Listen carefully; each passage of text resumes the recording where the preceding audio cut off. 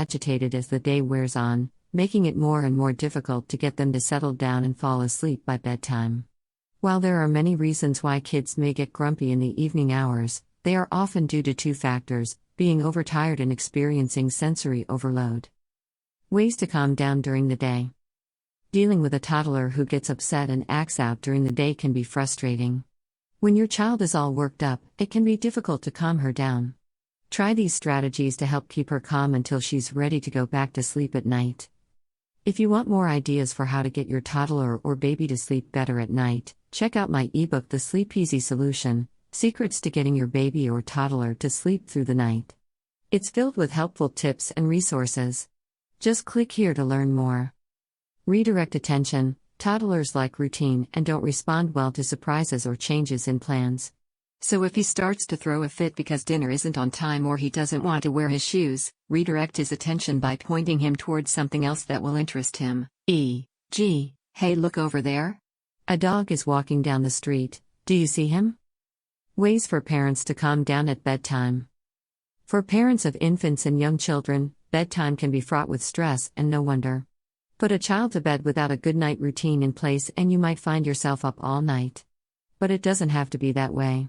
The key is thinking about how you can soothe your child throughout the day, so that she's calm and ready for sleep when it's time for her to hit her crib or go down for a nap.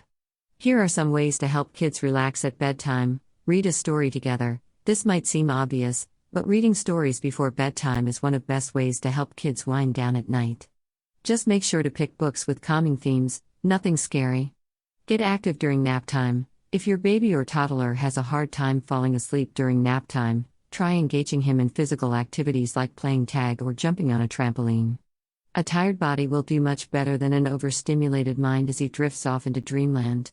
Use aromatherapy. Scented candles aren't just for romantic dinners, they also work wonders when it comes to helping babies fall asleep. One study found that people who smelled lavender experienced increased relaxation, while another revealed that people exposed to peppermint felt more alert.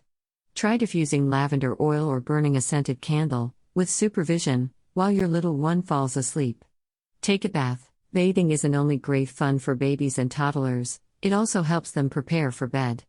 Fill up their tub with warm water and let them splash around until they get sleepy. Then, wrap them in cozy towels and read them a story while they drift off to sleep.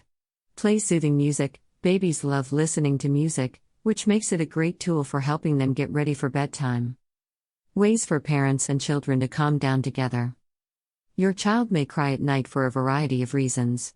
If you're afraid that your child's problem crying will develop into something worse, take action to fix it. Try these ways for parents and children to calm down together. The best way to reduce nighttime anxiety is by helping your child get used to their new sleeping environment gradually.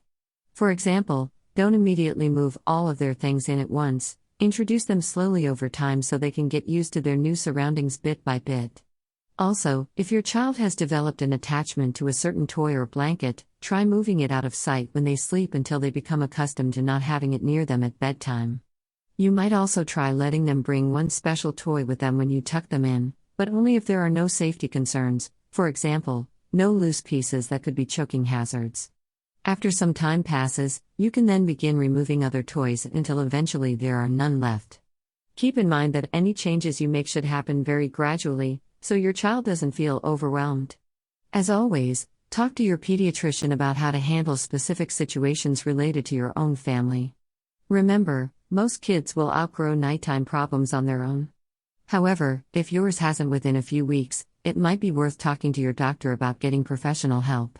Additional tips from parents' experiences. When it comes to children crying at night, there are many different reasons why. However, parents and other caregivers should remember that no matter what is causing your child's distress, one thing remains constant: how comforting it is for them to be held in their parents' arms. As such, if you notice that your child has begun to experience nighttime sobs more frequently, try getting them used to falling asleep on their own during daylight hours. This can be done by letting them fall asleep while sitting up or lying down next to a parent.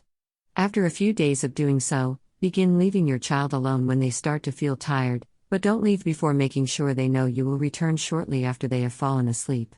Be sure not to rush back into their room once they wake up though, as you want to make sure that your child understands you won't always be around when they wake up in the middle of the night. This way, They will learn to comfort themselves and may eventually stop waking up in tears. If you do find yourself in a situation where your child wakes up crying in the middle of the night, keep calm and reassure them that everything is okay. If they ask for water, help them drink some without giving too much, as drinking too much water right before bed can lead to an upset stomach.